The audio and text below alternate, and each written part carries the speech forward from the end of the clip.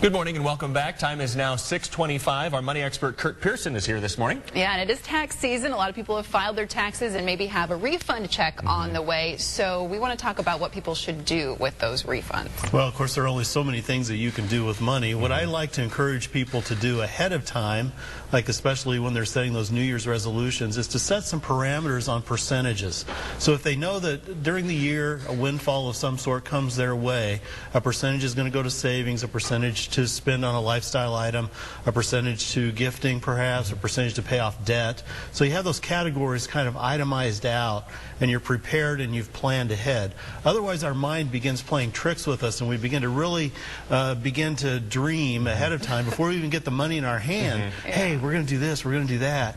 And it becomes a real tug of war sometimes. So if you plan ahead with those percentages, it can help. So you're talking spending, saving, and sharing is the three big categories. Break some of those down. What are some ideas if you want to spend, save, or share? Well, of course, on the savings side, you always want to make sure that your cash reserves are adequately funded because life does happen, as we know, and sometimes you need some of those reserves for certain reasons. So that's the first area to look at, and then intermediate term goals after that.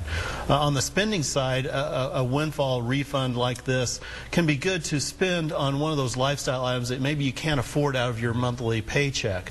And so that's another good way to look. The gifting idea, sometimes we have a pledge that we've made or whatever that we can wrap up, and then paying off debt is also a good goal to consider. Any other advice as far as the refunds go? Should we even be getting a refund check? A lot of people look forward to it, but... Well, yeah, and we were talking before we went on air about doing some planning ahead of time so you don't get that surprise. The surprises come, of course, on the positive side and sometimes on the negative side. And so doing some tax planning throughout the year before you actually have to prepare the forms is always a good idea. And I always like to see people come out just about even.